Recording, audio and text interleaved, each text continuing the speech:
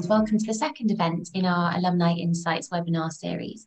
I'm Imogen Crockford and I'm the Alumni Relations Manager at the Courtauld.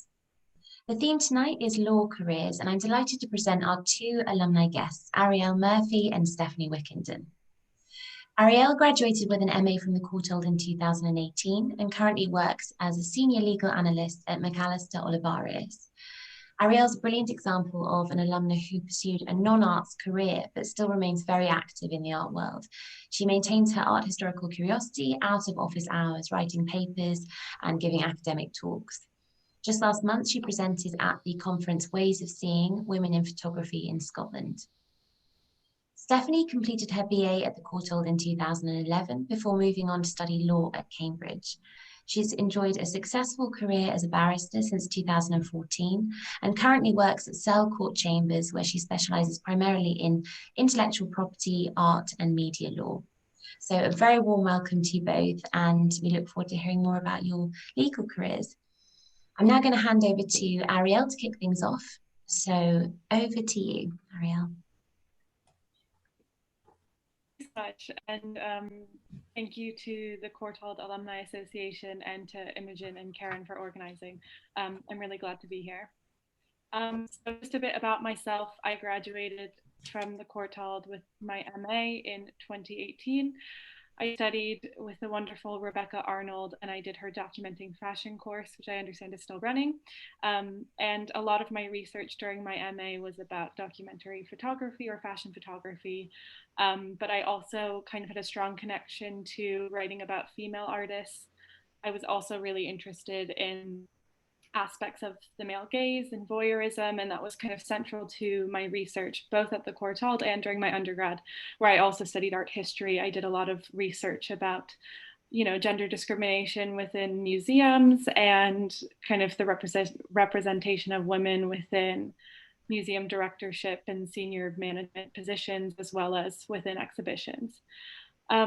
And I really got connected to my current role through a personal network. I knew a couple of people who used to work at this firm and who were currently working at the firm. And kind of given my background in feminist art, I guess you could say, the law firm that I work at, which is a women's rights law firm, was a kind of natural fit based on my research and personal interests.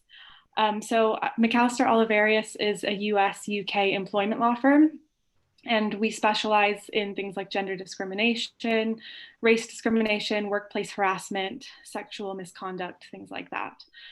And my day-to-day job really varies. I work as a senior legal analyst, but I also hold a position on the marketing team as I think my title is the visual marketing lead. So I've been helping with a website redesign and a rebranding project, which has been wonderful in terms of tapping into my more creative side.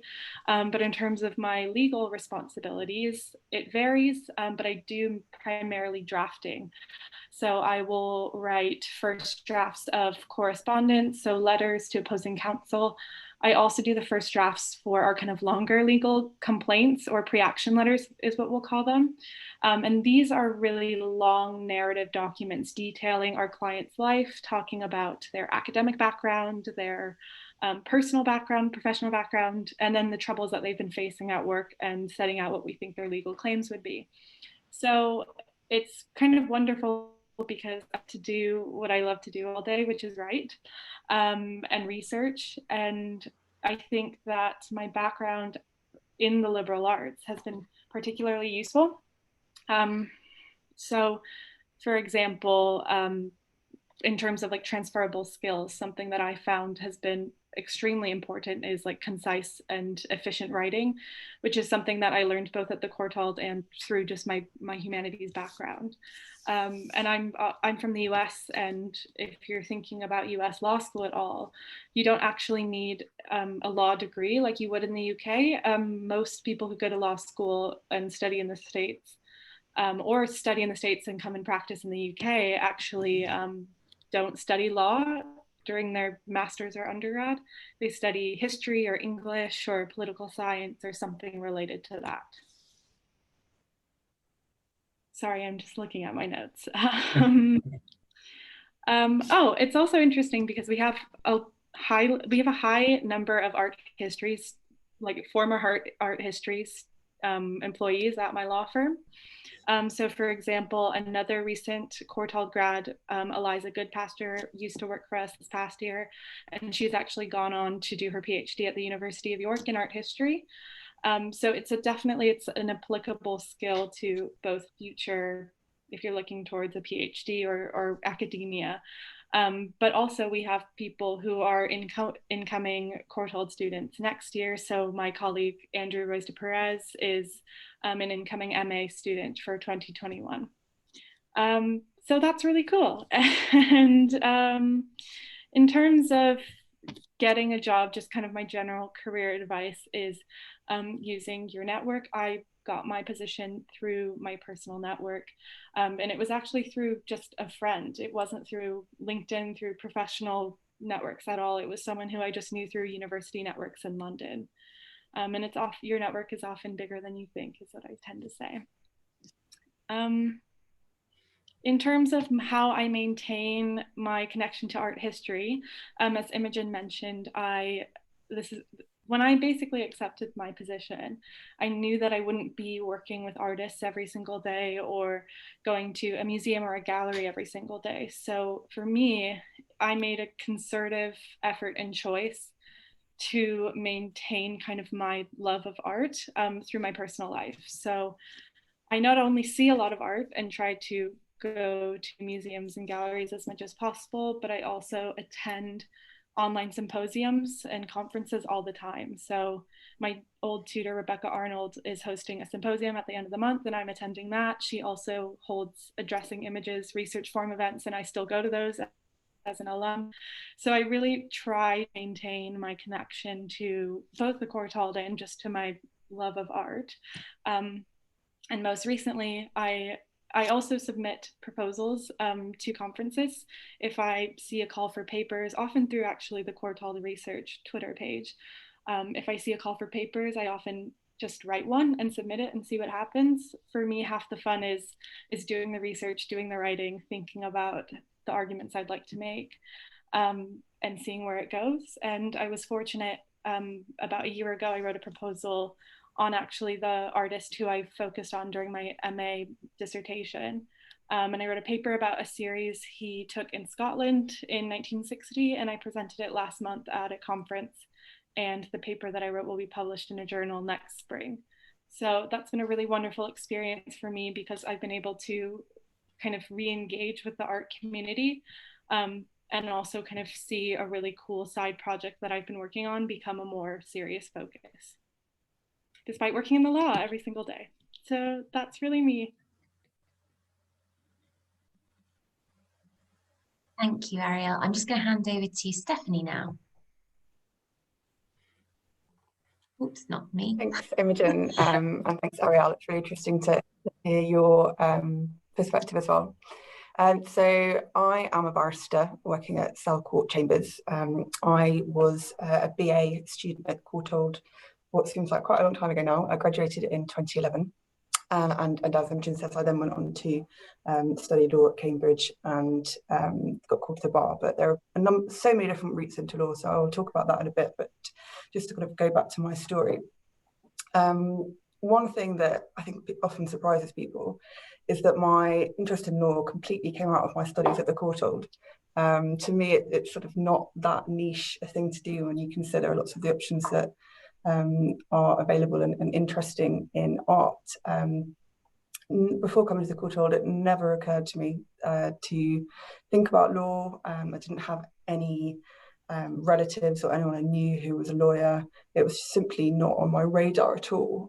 I thought I wanted to go down the glamorous auction house route or go into academia.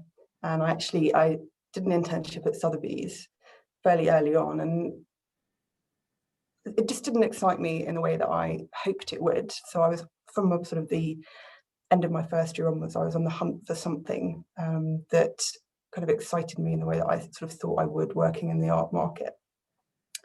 And effectively, there were, I think, 3 different key events that really put me on the path to law whilst I was at the Courtauld. One of them was, I think, during either my first or second year, we had a talk from some law students coming in to teach about intellectual property, which I think was maybe part of the Business of Art Society or something similar careers-wise. And I remember that my impression at the time was effectively having done the first year BA survey course where you run through all art history, and the thought of somebody coming up with a legal definition of art was just absolutely horrifying to me.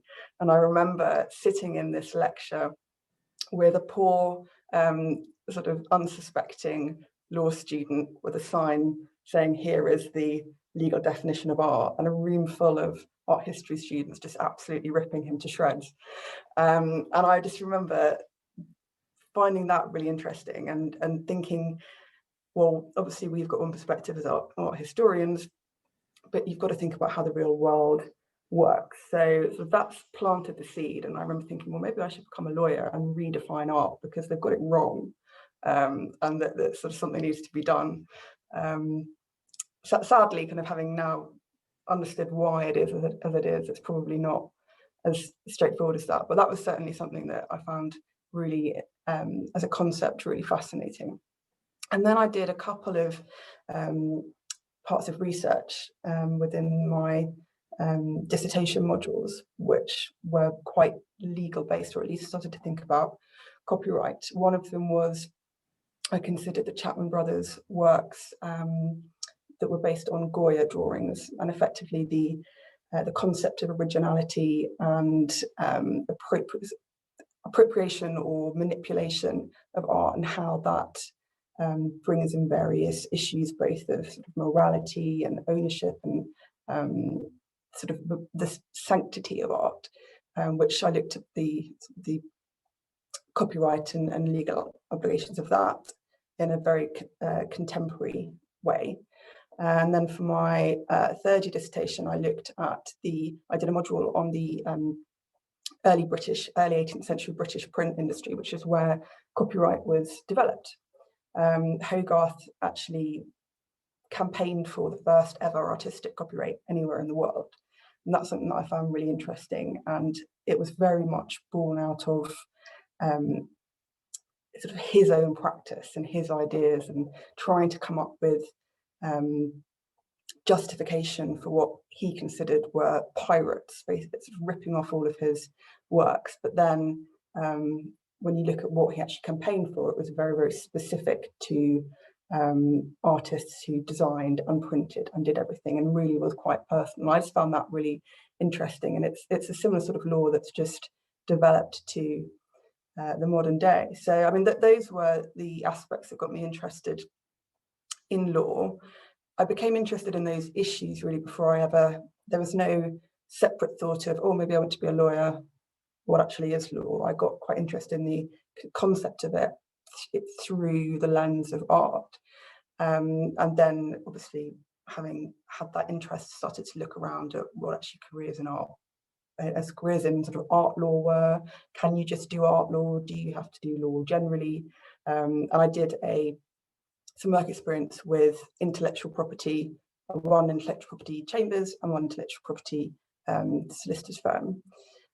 With the barristers chambers, I just wrote. I'd never met anyone who was a barrister, didn't really know where to start, just wrote, everything's on the website, so just wrote off to there was 4 intellectual property chambers. One of them said yes, well, one of them wrote back saying, "You seem to be an art history student, do you know anything about law?" And then I sort of wrote back explaining why art history is basically the same as law, so it should all be fine. But they did take me for a couple of days, and I found that really interesting. And with the law firm, it was actually a friend at the Courtauld's dad was an intellectual property solicitor in a London law firm, so through him I managed to arrange a placement. So that's how it all began. There are quite a few different ways you can get into law, and by no means are you at a disadvantage having not studied law undergrad. It's about 50-50 in my experience, people who do law as an undergrad and people who do something else and then convert into law. If you've done something non-law for your first degree, by far the most common route is to do a 1-year law conversion. I decided not to do that because I'd become quite interested in law academically anyway. I went to an open day for the conversion course, and it's clear that to pack everything into a year, you go through very quickly, and to me it seemed like you missed out most of the interesting bits. So I was looking at 2-year BA programs. Effectively, it's an accelerated BA that you can do as a graduate. There aren't that many places that do it. There are a fair few. I was lucky enough to do it at Cambridge, and I applied to a college where the director of studies was an intellectual property and sort of copyright and specialist with an interest in art. And I think one of the reasons that I got in is because I submitted my sort of art history legal essays as samples, and she was really interested by it. So, and as by a complete fluke, you have to do a written exam on the day, and you have 3. I think I had a choice of 3 questions, and I remember the one that I chose to answer was, should it be legal for a private owner of a work of art that's of public importance to destroy it for no reason if they want to? So that was quite good for me. So I studied for 2 years there, incredibly hardcore, doing a law degree in 2 years, especially somewhere like Cambridge. But I think it paid off. I've already decided that I wanted to go the barrister route, which means you apply for the bar course rather than the solicitor's course. So it's only after either your 1-year law conversion or a law degree or an accelerated law degree that you have to make that choice, whether you go solicitor or barrister route. So I went barrister route and did pupillage, which is how your first step to sort of in the job training at Hogarth Chambers, which was named after the father of copyright. Spent a year there. I then worked in a solicitor's firm as an in-house barrister. So I do have some experience of working sort of not as a solicitor, but as a barrister within a solicitor's firm with a bit of a wider range of experience as well. So if anyone's got any more questions on solicitor or barrister, I'll try and help with those. But I've been back in barristers' chambers for 2 years now. And I've been lucky to have lots of very interesting art cases. One thing I should say is it's definitely impossible to have a career solely as an art barrister. There's just not enough work at all. There are a couple of law firms where it's technically possible to do just art law, but again, incredibly difficult. And certainly, because I do get asked this quite a bit, or how do I get into art law? It's not, that isn't a career route. You need to go into law and be interested in law. And then certainly there are ways to focus your practice on art law. And I've managed to do it. My background from the Courtauld has been incredibly helpful and important in doing that. But it's certainly not something that you can have a clear path of I'm going to go and become an art lawyer, because it's just such a narrow specialism, which to some extent is outside of your control, because you've got to get into the right firm and then on the right training program. So it's great to have an interest in it. I think it really helps having the kind of background that we all do to go into it, but it's by no means, you need to be interested in law generally as well. So I mean, just to briefly before we'll probably rambled on enough, but just in terms of my day-to-day, at the moment it's obviously a bit bizarre because everyone's working from home, but the main difference between a barrister and solicitors, barristers are the people who talk in court. Yes, I do have a wig. It's still all very archaic, but it's certainly not the every day that I'm going to be in court. I spend a lot of time advising, writing advices based on different sort of issues that have come to me through solicitors and through clients. Some of the most interesting ones are sort of the art ones. I had a fascinating case recently to do with appropriation art, which I really enjoyed doing, and certainly my background from the Courtauld was really useful to that.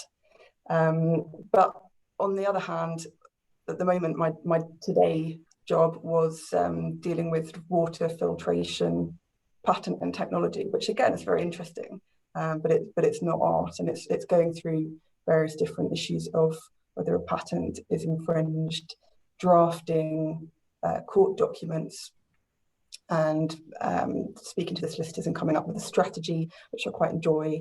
It's a good combination, I find, of the very academic type of thinking and the strategic, practical thinking, which is something that that I find really satisfying and interesting. And when it's combined with quite fun subject matter, it's a very, I can certainly recommend it. It's not for everyone. The stresses can be quite high. I mean, I think you'll probably have an idea already whether going into court is something that you would like or not. I was one of those weird people that quite liked exams.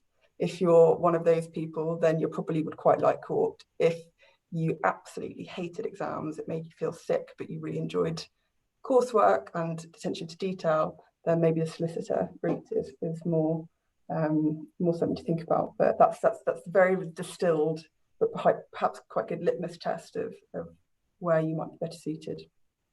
I think I've probably rambled on enough, so maybe we should go to questions. I don't want to take up too much more time. That's brilliant, Stephanie. Thank you very much.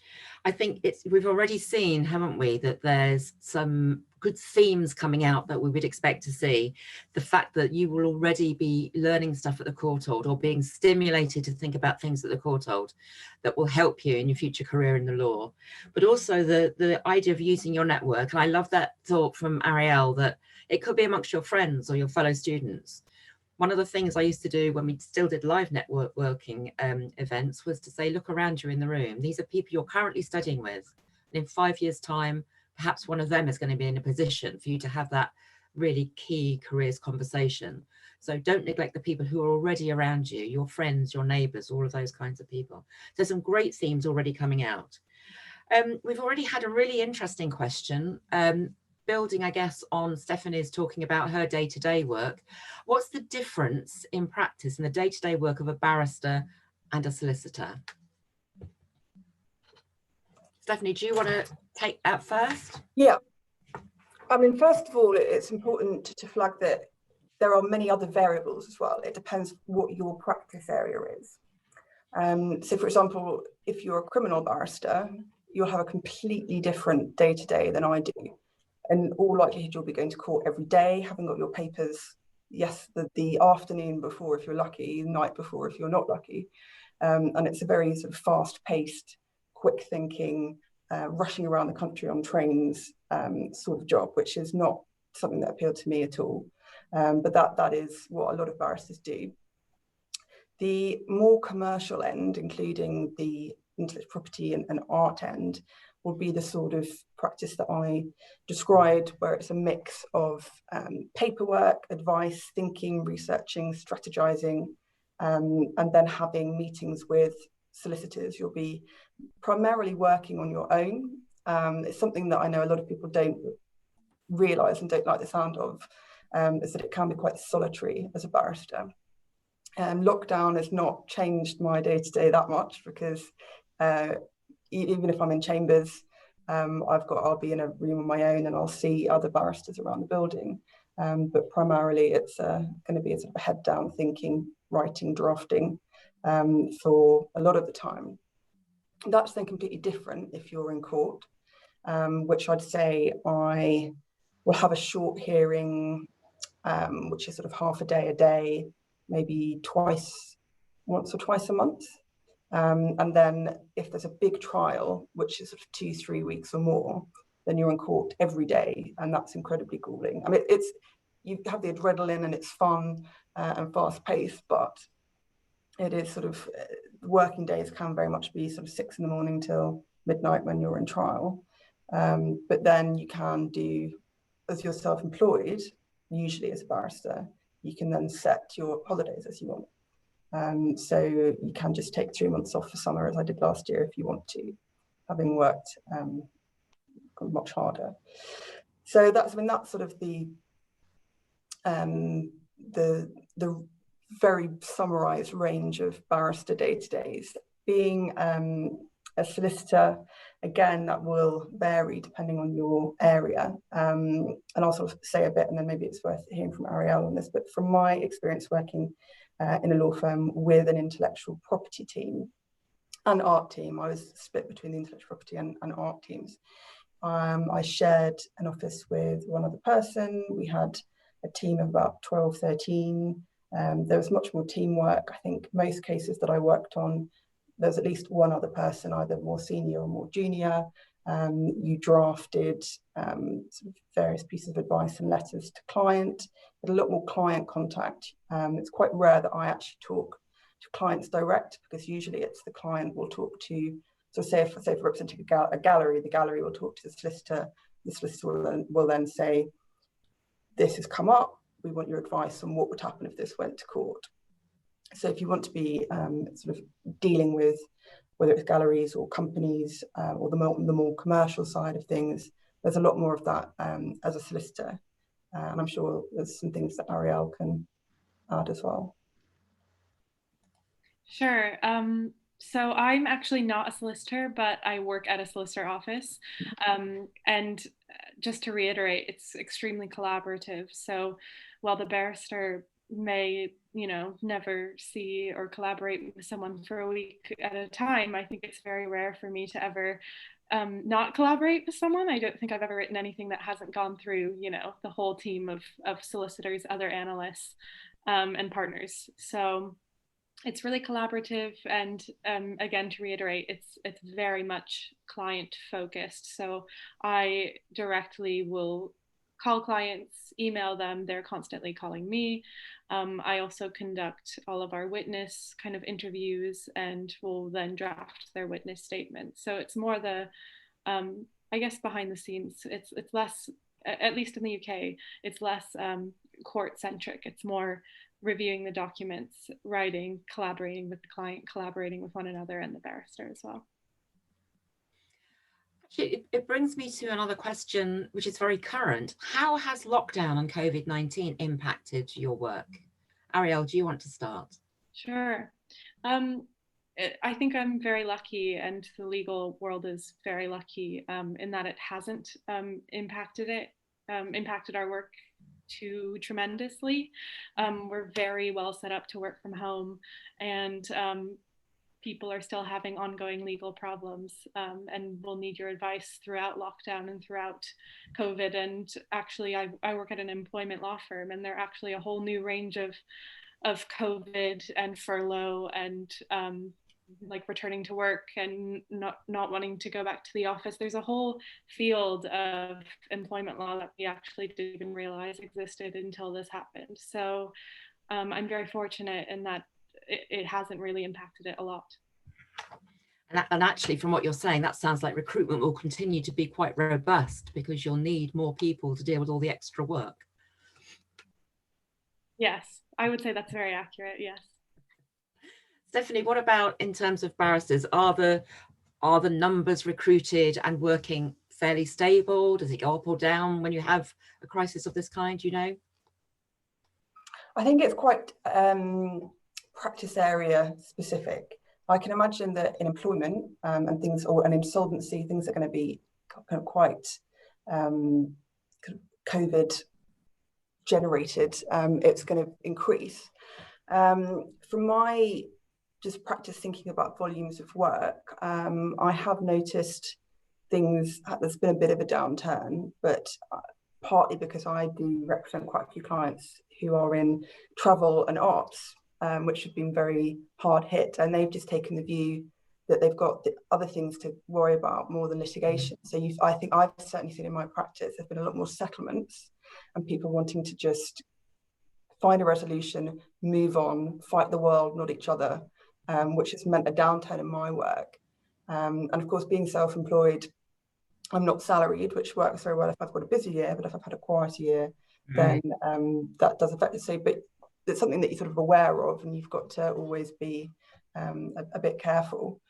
Yeah, certainly in terms of my chamber's recruitment, we're not looking to change anything. I think that we did have a conversation about it, and the view of the sort of senior people were, well, we've weathered many storms before, and there's no reason to not carry on recruiting as usual. But then I think it was just going to really depend on each individual business and how much they feel they've been affected. And if you take everything as a whole, there's some lawyers that will be doing better, others doing less well, and it'll probably even out. Just I think you need to be attuned to how each individual firm or chambers will likely have been affected by everything. Good, that's a really interesting answer, actually. So I'm going to encourage other people now to post some questions. There must be lots of things that you're interested in. I have a long list of questions I'd like to ask, but it isn't down to me really. So if there's something that's on your mind, I can always guarantee it'll be in other people's minds as well. So do start typing in some of those questions. While people are doing that, I wonder if we could move on to, what do you think are the key skills that you need to really thrive, not just to get in, but to really thrive? What kind of person do you need to be? Stephanie, do you want to start this time? Yes, well, again, there's quite a lot of difference between the stereotypical solicitor and barrister, but I think that's narrowing a bit. There used to be a view that barristers could be sort of brainy introverts who like to talk but can't really function in society, but that's not really, that doesn't really fly anymore because the whole world is becoming more commercial, and the ability to get on with clients, be personable but professional, I think is something that is really universal now from all aspects of the legal profession. You need to inspire confidence in your clients, whether they're the commercial clients or whether they are sort of other legal team members, which I think is not to be underestimated. And there are things that can help you practice those skills, which may not seem obvious or law related. I mean, when I had a part-time job on the jewellery counter at Liberty when I was at the Courtauld, and that's something that I think really helped give me confidence, just dealing with people, because every day you've got people coming to you asking about this, and you've got to sell them something. Just be constantly put on your feet, being professional, thinking quickly, and having that air of inspiring confidence, I think is something that is really important, and like fairly easy to, if you could get that kind of job or have that sort of exposure, fairly easy to develop in any sort of sphere. It doesn't need to be law, and don't underestimate those skills, because there are loads of lawyers who are good technically, but it's the people who are good with relationships who I think really excel. Excellent. Ariel, what would you say? I would certainly agree. I think that another really important skill is being able to juggle a million different things. So, for example, during your time at the Courtauld, you may be responsible for the coursework of 4 different modules. So imagine that times 12, and that's the number of clients you have. And so in any given 8-hour day, you're having to respond to 36 different people plus, and it's a really intense job also. So I think that is certainly undervalued. It's really fast paced, and also it feels like, 20 people want your attention at the same time, and it's really hard to give that. So it's fast paced, and being able to manage kind of expectations of others and your own time is, I'd say, vital. Excellent. And we've had a question that's come in specifically for Stephanie.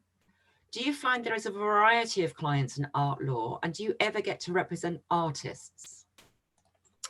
Yeah, I mean, there's, I've represented artists, I've represented art galleries, I've represented individual art dealers, I've represented a couple of the big auction houses, and also one of the main UK museums and an international gallery as well. So I think I can't think of who else there might be, but that's the range that I've covered. I also do some pro bono work with the Royal College of Art, where with a colleague of mine who's become a friend, we run workshops and advise young artists and designers, which I find really interesting because they come up with amazing ideas and then trying to help assist them and how to translate them into law or any issues they have is really interesting.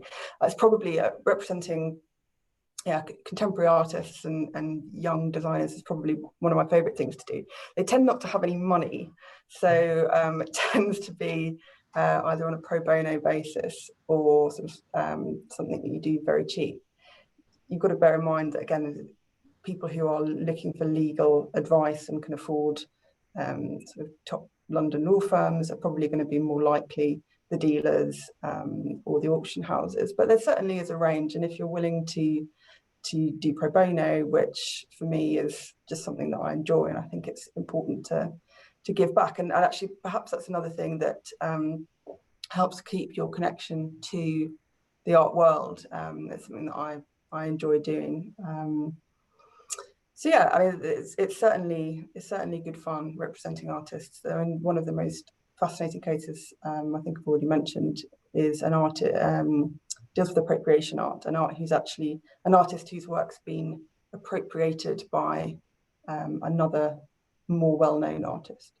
So that was really fascinating and drew on lots of both legal and sort of art historical points. But I mean, I should say these are kind of a selection of clients within my other range of clients. It's not it's certainly not like every week I've got a new artist or I've got a new gallery. They come up maybe one or two a month because there's just not a huge amount of work out there. Brilliant. Okay, we've got another question. Do you know anything about intellectual property issues online, such as images posted on social media by artists and these images being taken and used for someone else's gain or posted without permission? This seems like quite a big issue at the moment. Is there any legal work in that? That's probably one for me as well. This is a question I get a lot in my RCA clinics. The short answer is it's completely illegal, but most people never get caught. I mean, there's a specific sort of small claims court for IP where a lot of, particularly photographers, seek to try and enforce their rights in images that just get taken down from Google Images, posted again. But because there's usually very little money involved, it doesn't tend to attract much attention. It doesn't really warrant paying expensive lawyers to do, and people try and do it themselves. But certainly it's not something that's allowed. There's no anything on Google Images is fine exception, which is something that I've heard before. There's no, it's in the public domain, so it's fine. Any image that you didn't create that is artistic and that you copy it, even if that's just downloading it on your computer or sending it to a friend, is technically copyright infringement. It's just a case of whether the person who owns that image has found out about it and want to enforce their rights against you. Excellent. Okay, one to start with Arielle this time. Where do you see yourself in 5 or 10 years' time? In other words, how do you see your career evolving? Sure. That's a good question. I think I'm still figuring it out a bit. I only graduated 2 years ago, so I've been at my current position for just over 2 years. And I think my ideal job would be to work in an in-house legal team. I love what I do day to day. It's intellectually stimulating. It is fun. It's fast-paced. I enjoy it a lot, but I miss working around other creatives sometimes. So I think my dream job, I guess I could say, would be to work in-house at a museum or just some sort of a creative institution in their in-house legal department, which I think would be a shift for me, just because in-house is very different to law firm type style, as Stephanie I'm sure knows. So it would be an adjustment, but I think that's where I would like to see myself, at least in 5 years. 10 years, I don't know. It's hard to say. What about you, Stephanie? There's a more kind of defined path, isn't there, for barristers? I suppose so. I mean, I think there's sort of only one level of promotion really once you're a barrister, and that's to become a QC. Otherwise, you just stick around and get more and more senior. So, I mean, I think I imagine doing pretty much the same thing, but at a more advanced level, doing more cases where I'm perhaps the only barrister rather than working in a team with a senior barrister. But probably, I think I'm already in my dream role, which is a nice thing to be able to say. I mean, certainly in the solicitor's firm, I think it's there's much more of a route. You go in as a trainee, you become an associate, you become a senior associate, maybe partner, or you go in-house. So, I mean, there's a few different things to think about there. But yeah, as far as I'm concerned, I'm pretty happy with what I'm doing. Excellent.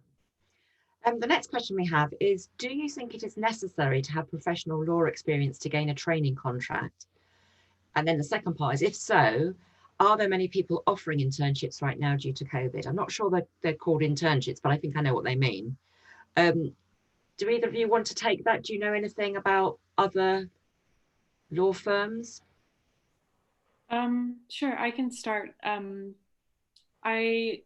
I do think it's fair to get training if you don't have any legal professional experience, but it's certainly unheard of.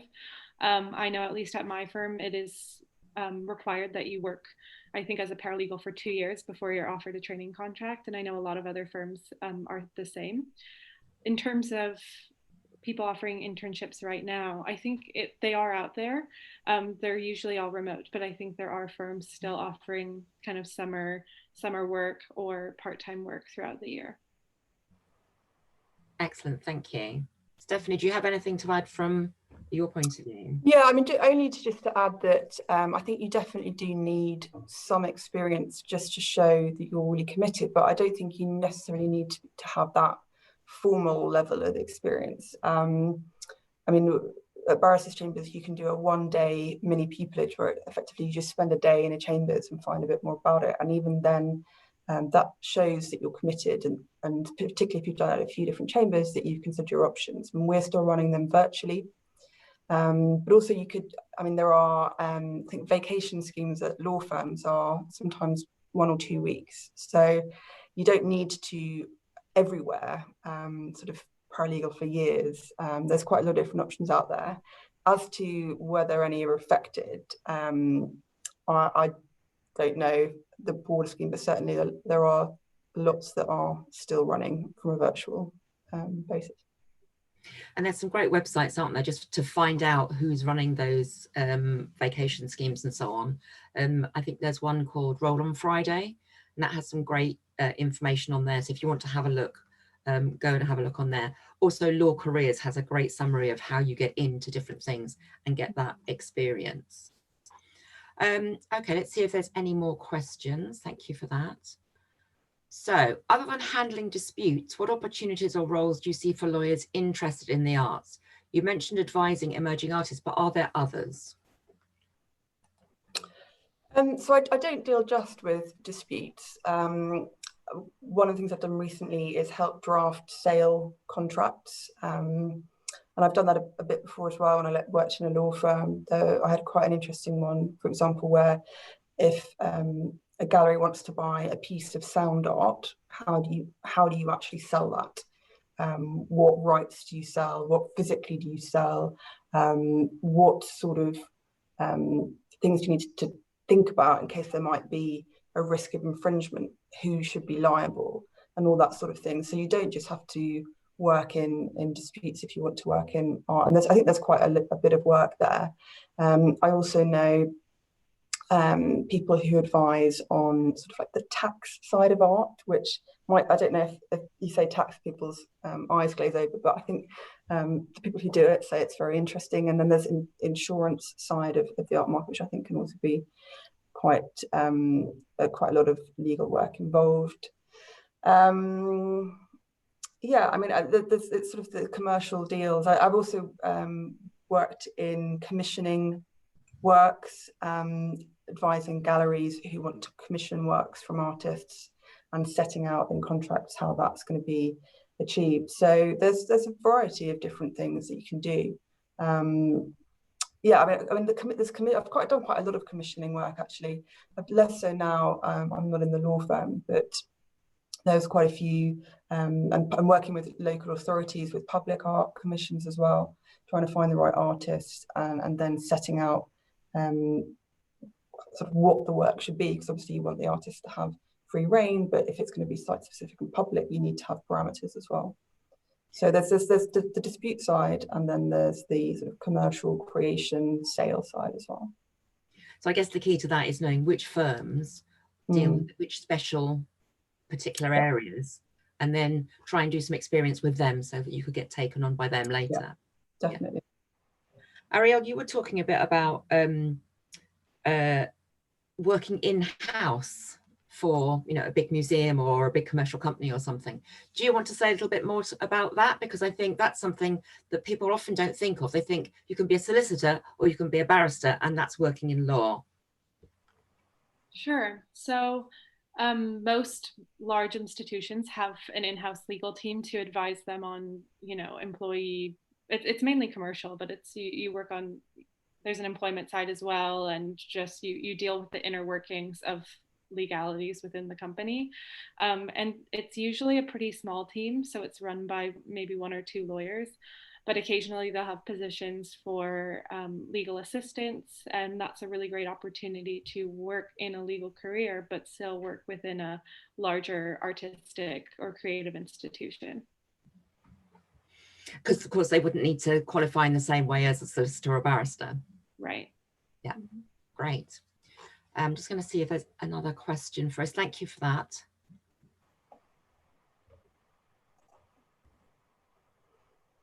Okay, I think we've gone through all the questions we've been sent, so I'm going to take the opportunity to ask another of mine. I wonder if there are any issues that you see in law about dealing with access for people who are from the kind of communities or backgrounds that wouldn't normally get work in the law. So are there any particular challenges around, for example, people with disabilities getting into the law? Do you see that starting to open up a little bit now?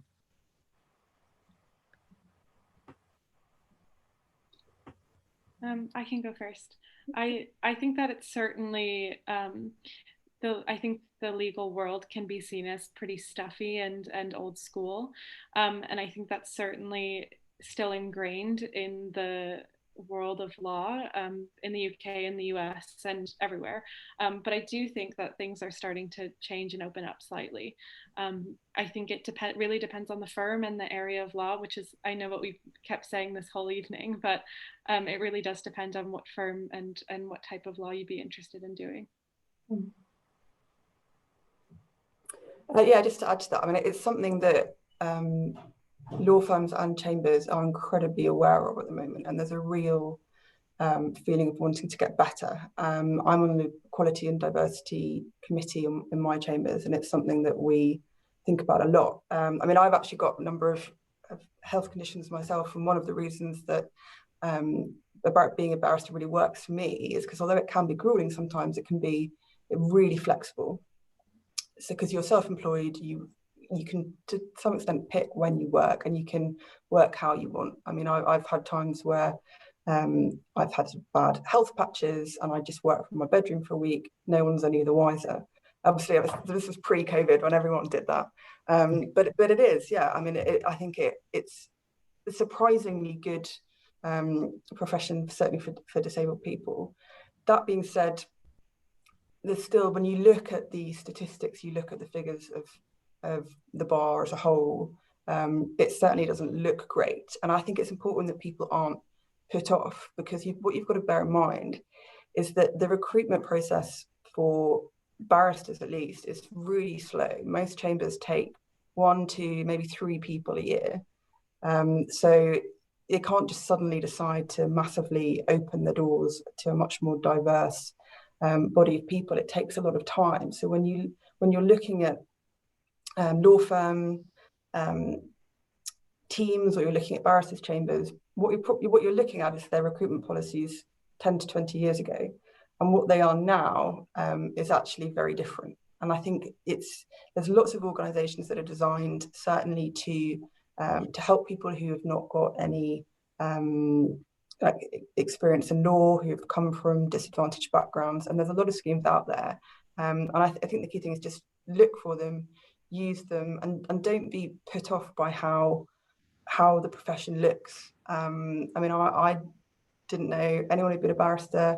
You don't need connections. It helps if you can network, but you certainly don't need anything other than commitment and hard work to succeed at the moment.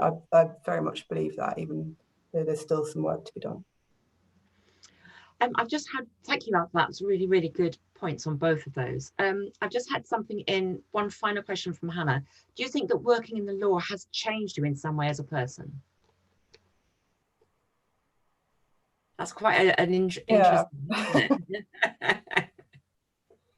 Do you want to think about that and get Arielle to answer first? Yeah, let's do that.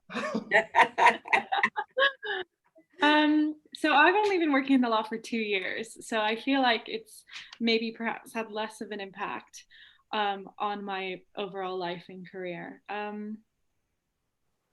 I guess my answer would be I think, a more profound respect for the profession and field as a whole, and I would never hesitate to tell a friend or a loved one to get a lawyer. I now think everyone needs them, will need one at some point.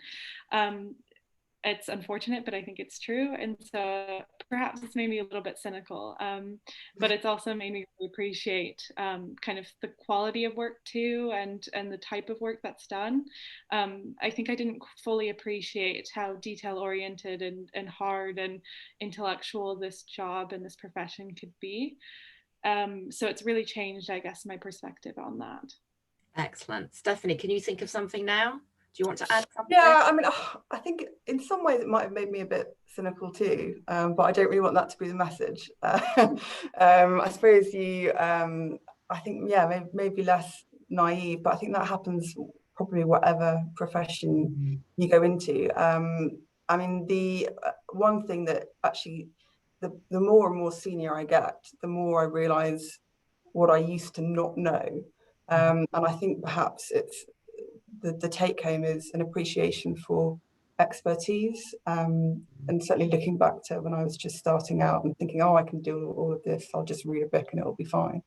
But then actually when you realise that expertise in your field takes a long time, and also when you're working as a lawyer, you're going to be working with people and their businesses that they've managed for years and years and years, and that they've got sort of niche expertise as well. So yeah, just a respect for different people's experience, and that everyone's coming from a different perspective. Excellent, thank you. So we've really come to the end, but I'm going to just challenge you to come up with one final point. So a final tip that perhaps is something you haven't covered already, or the one thing that you think is really important to have for people to have as a takeaway. So Arielle, do you want to start? Just very quickly, 1 minute. Sure. I guess something that I haven't mentioned, which I think is really important in applying for jobs within the legal field, but also I guess in general, is showing that there's a person behind the CV and cover letter. I know that I'm very involved with recruitment, and that's something I like, and I really love about my firm, is that I'm, even as a junior member of staff, I'm interviewing the people who would potentially be my supervisors or my colleagues. And for me, I look at CVs and I look at cover letters, and they're great. And I know that everyone who's coming to us is smart and bright and capable and will probably do the job well. So what I'm looking for after that is personhood, and seeing what your interests are outside of work, and seeing what you would be like as a colleague. And I think that's really undervalued actually in recruitment processes. I think that what I'm looking for, at least, is someone who I know I'd work and get along well with. And I think that's often left off of kind of general recruitment advice. Brilliant. I think that's a fantastic point to finish on. We often talk about you need to be able to show your fit with the organisation. And that's what employers are also looking for. So I think that's a really human way of putting it. Stephanie, what about you? What's your final point? I think that's a great one, and perhaps to build on that, I think just don't forget that lawyers are human. We are just all people. When I've had a few messages, people have reached out saying, I've seen you've got an art history degree.